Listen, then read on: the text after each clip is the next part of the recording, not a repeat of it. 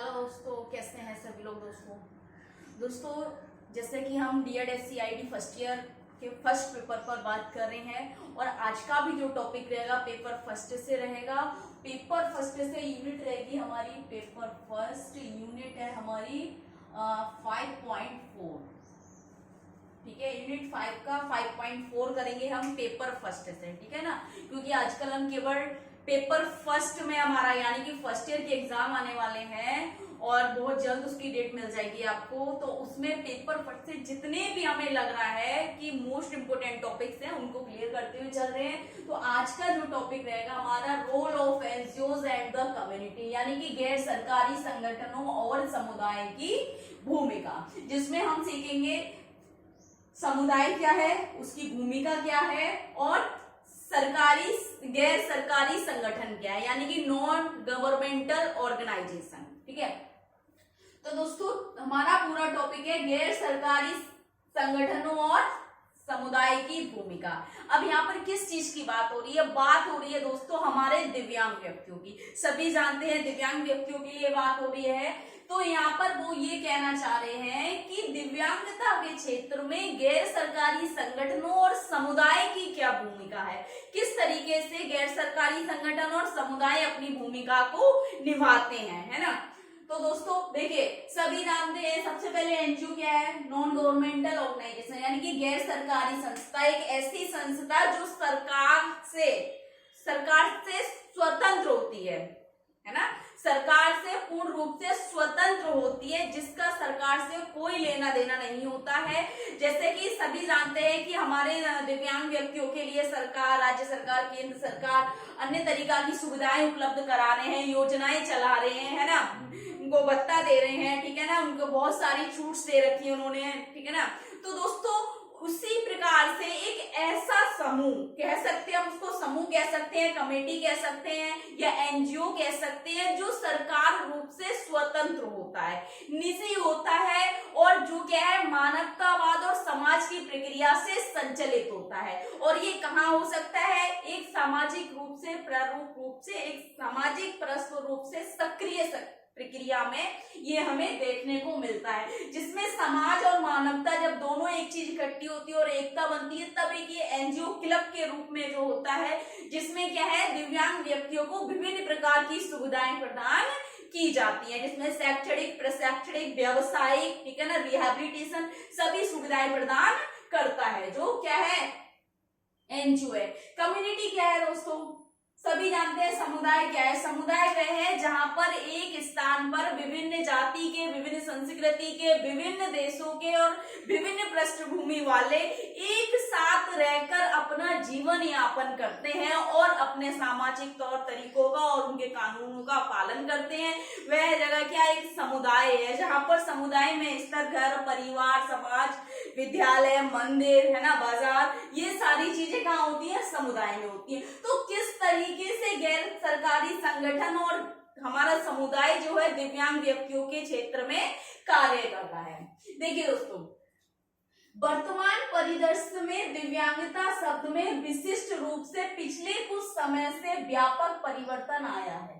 सभी जानते हैं जैसे कि पिछले कुछ अगर वर्षों में हम पहुंचे या स्पेशल एजुकेशन की अगर हम हिस्ट्री ले लें दोस्तों, तो उसमें भी क्या है दिव्यांगता को बहुत ही शीर्ष शब्दों से उन्होंने ललकारा है। कहा है कि पुराने जमाने का हमारा क्या है कर्म है जिसको हम भोग रहे हैं, या क्या है कोई भूत प्रेत का एक साया है, या एक गंभीर बीमारी है, छूत की बीमारी कहा है, किसी ने कुछ कहा है। लेकिन उस चीजों से देखा जाए तो आज वर्तमान समय में देखा जाए, ठीक है ना, और तुलना की जाए पहले कई वर्षों से और आज के समय में तुलना की जाए तो बहुत सारा परिवर्तन आया है। यानी कि दिव्यांगता शब्द में ही बहुत सारा परिवर्तन आया है, जैसे भूत प्रेत, बीमारी, है ना, बहुत सारी चीजें, बुरे कर्मों का पाप, वो सारी चीजें उसमें कहा था, है ना।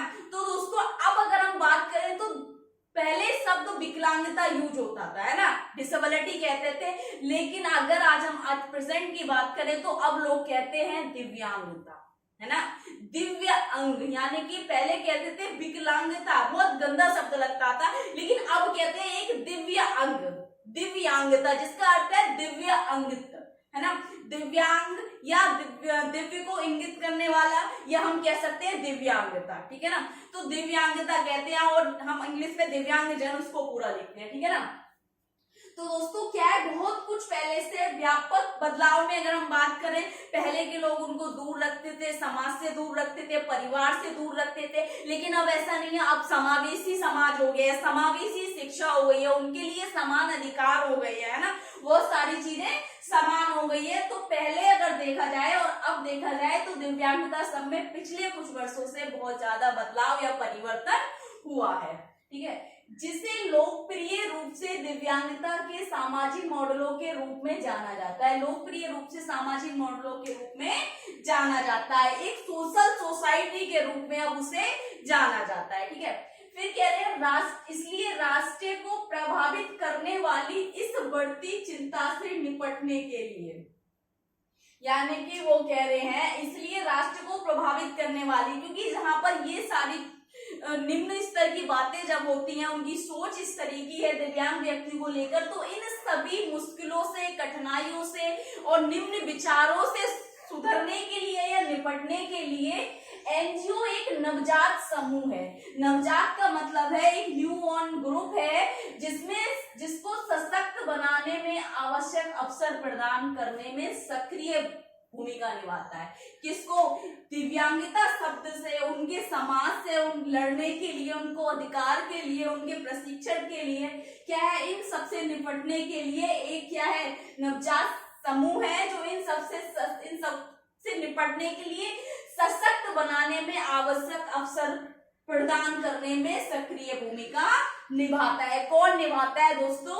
एनजीओ। एनजीओ कहाँ है? एक समाज है, एक समुदाय है, वहां एक एनजीओ हो सकता है। बिना समाज के और बिना मानवता के, बिना समूह के और समुदाय के कोई एनजीओ की मान्यता नहीं होती है, ठीक है। क्योंकि ये जो एनजीओ जो है किस पर निर्भर होता है? समाज पे, समाज में रह रहे व्यक्तियों पे, और व्यक्ति कहाँ रह रहे हैं? समुदाय पे, जो विभिन्न प्रकार से उन सबकी सहायता करते हैं, और वह सहायता और हमारे विशेष आवश्यकता वाले व्यक्ति या बच्चों तक पहुंचाई जाती है, ठीक है ना। उसके बाद देखिए किस तरीके से सरकारी और गैर सरकारी संगठनों का सभी स्तरों पर मदद करना या हाथ मिलाना। अब यहाँ पर सरकारी शब्द क्यों कहा गया है दोस्तों? इसलिए कहा गया है सरकारी और गैर सरकारी संगठनों का सभी स्तरों पर, यानी कि कोई भी लेवल का कार्य हो, किसी भी प्रकार की कोई योजना का लाभ दिलाना हो, चाहे वो सरकारी योजना हो, गैर सरकारी योजना हो, कोई भी प्रशिक्षण, शिक्षा से संबंधित कोई भी कार्य हो, उन सभी स्तरों पर क्या करता है एनजीओ? हाथ मिलाता है और उनकी मदद करता है। हाथ मिलाने का मतलब हो गया सहारा देना, सहयोग देना, सशक्त बनाना, समाधान देना, है ना, ये सारी चीजें। फिर कह रहे हैं गैर सरकारी संगठनों द्वारा विकसित किए गए प्रतिकृत मॉडल का पता लगाना, यानी कि गैर सरकारी संगठनों द्वारा, एनजीओ द्वारा बहुत सारे मॉडल्स होते हैं, ठीक है ना, बहुत सारे ऐसे प्रोग्राम्स होते हैं जो खुद से वे बनाते हैं, जो हमारे विशेष आवश्यकता वाले व्यक्तियों को फॉलो करते हैं, यूज करते हैं। अर्ली इंटरवेंशन हो गया, है ना, सीवीआर हो गया, इस तरीके से बहुत सारे ऐसे प्रोग्राम हैं जिसमें बच्चों को क्या है, बहुत सारे सुविधाएं प्रदान, जगह जगह स्कूलों में जाकर हम कह सकते हैं, आंगनवाड़ी केंद्र हो गए, स्वास्थ्य केंद्र हो गए, ठीक है ना, एक विशेष रूप से उन्होंने सीवीआर दे दिया है, कम्युनिटी बेस्ड रिहैबिलिटेशन, यानी समुदाय आधारित पुनर्वास प्रक्रिया में। तो इन सभी में अपने मॉडलों को यूज करते हैं और विशेष आवश्यकता वाले बच्चों तक सुविधा प्रदान करते हैं, और कह रहे हैं प्रतिगत मॉडल का पता लगाते हैं, ठीक है।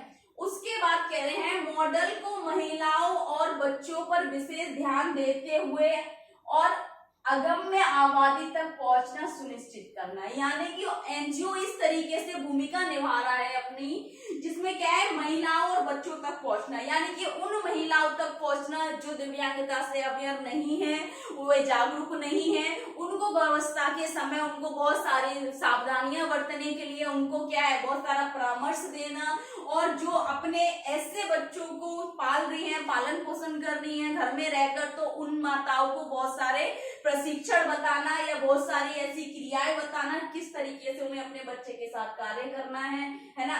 तो अगम्य आबादी तक पहुंचना, यानी कि समाज और समुदाय और मानवता के सहारे से वे हर जगह पर, ठीक है ना, अपनी पहुंच सुनिश्चित कर लेते हैं, ठीक है।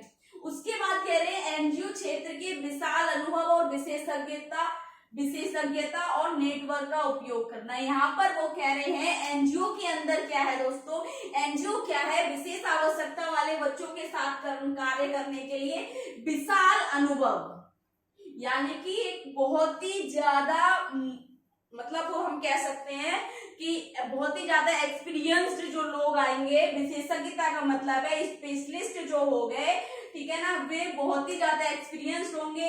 नेटवर्क का मतलब है यहाँ पर संचार करना, मिलना एक दूसरे से, है ना। तो विभिन्न प्रकार के यहाँ पर एक एमडीटी टीम होगी, उस टीम को नेटवर्क करना और विभिन्न प्रकार की आवश्यकताओं को देना, यानी कि आवश्यकताओं के अनुसार उनको प्रशिक्षण देना, सुविधाएं प्रदान करना।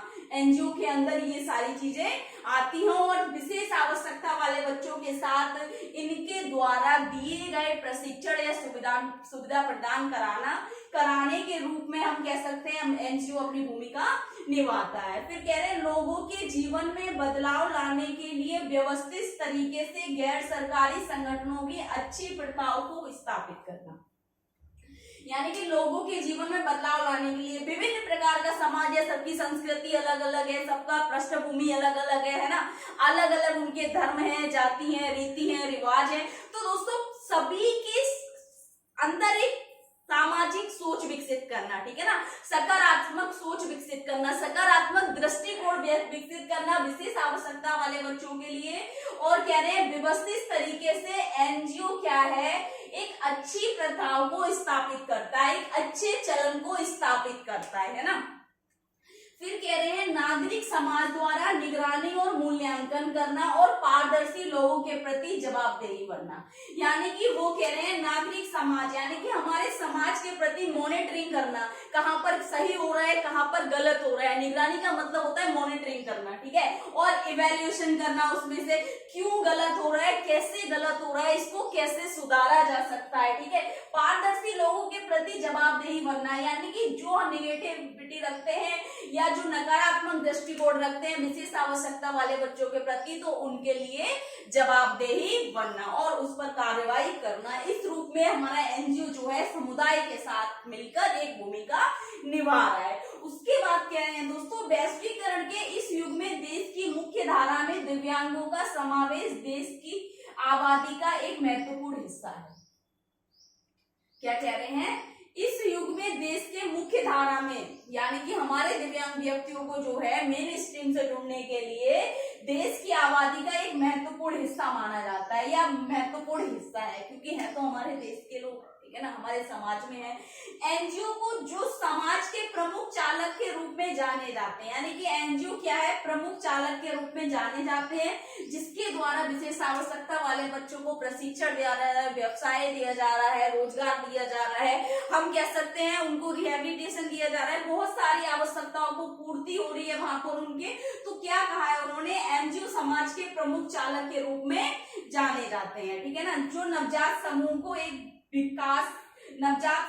विकास हासिल करने में मदद करने की सक्रिय भूमिका निभाते हैं। फिर कह रहे हैं ताकि दिव्यांग व्यक्ति देश के विकास में योगदान दे सके, यानी कि जब दिव्यांग व्यक्ति जो है, हमारे विशेष आवश्यकता वाले व्यक्ति जो है मुख्य धारा से जुड़ सकेंगे, एक समावेशी समाज को विकसित कर सकेंगे, एक सकारात्मक दृष्टि का एक समाज विकसित हो सकेगा, तो उसमें क्या होगा कि वे हमारे देश के कार्यक्रम में या देश के कार्यों में भी क्या कर सकेंगे, अपना सहयोग दे सकेंगे।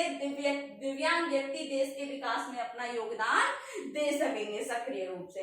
इसीलिए एनजीओ और समुदाय जो नागरिक और समाज के महत्वपूर्ण अंगों के रूप में कार्य करता है, यानी कि किस लिए एनजीओ कार्य कर रहा है, ताकि दिव्यांग व्यक्ति जो है मुख्य धारा से जुड़ सके, देश के विकास में योगदान दे सके, ठीक है ना, समावेशी समाज विकसित कर सके और एक अनुकूल वातावरण और बाधाओं से मुक्त वातावरण बनाने की दिशा में काम करता है। क्या कौन करता है, एनजीओ करता है। फिर कह रहे हैं जहां दिव्यांग व्यक्ति भी समाज में अपने मुख्य धारा के समकक्षों की तरह एक स्वस्थ जीवन जी सकते हैं।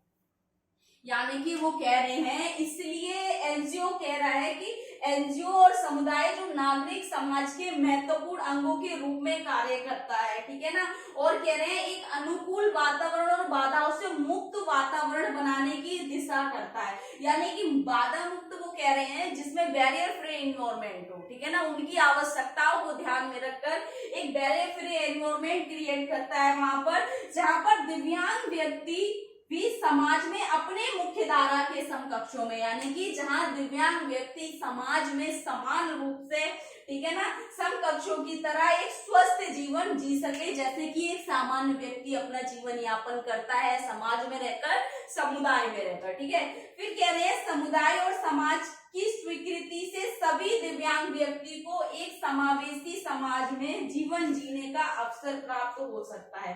एनजीओ और समुदाय जब एक साथ कार्य करेंगे, अपनी महत्वपूर्ण भूमिका निभाएंगे, तो समुदाय और समाज की स्वीकृति से, यानी कि समुदाय, एनजीओ कहाँ है, एनजीओ है समुदाय में, ठीक है ना, और समुदाय और समाज एक हो गया। समुदाय और एनजीओ जब एक होंगे तो समाज एक हो जाएगा, जहां पर दिव्यांग व्यक्ति को समाज, समुदाय और समाज की स्वीकृति से दिव्यांग व्यक्तियों को एक समावेशी समाज में जीवन जीने का अवसर प्राप्त हो सकता है। फिर कह रहे हैं जिसमें एनजीओ एक समाज का महत्वपूर्ण हिस्सा होगा, यानी कि एनजीओ क्या होगा, एक समाज का महत्वपूर्ण हिस्सा होगा, जो दिव्यांग व्यक्तियों के लिए एक अहम समय में अपनी व्यक्तिगत रूप से भूमिका निभाएगा, ठीक है ना दोस्तों। तो इतनी सारी चीजें हमने करनी है, और इसमें 2 नंबर से भी क्वेश्चन बन सकते हैं, बल्कि मुझे इस टॉपिक का ये डाउट है, आपका 5 नंबर में ये टॉपिक पूछा है, ठीक है। 5 नंबर में अगर ये आपका टॉपिक पूछा जाता है तो आप सबसे पहले क्या है, एनजीओ के बारे में थोड़ा बताएंगे, उसका अर्थ, उसकी परिभाषा, ठीक है ना, उसकी विशेषताएं बताएंगे, उसके बाद कम्युनिटी की अर्थ और विशेषताओं परिभाषा, उसके बाद नीचे लास्ट में हेडिंग डालेंगे आप भूमिका, ठीक है ना। सबसे पहला है आपका हेडिंग होगा, इतना आप डालेंगे गैर सरकारी संगठनों इसकी भूमिका, उसके बाद मतलब मेन हेडिंग आपका ये हो गया, आंसर में जो मेन हेडिंग होगा वो ये होगा, उसके बाद सब हेडिंग होगा आपका एनजीओ, ठीक है।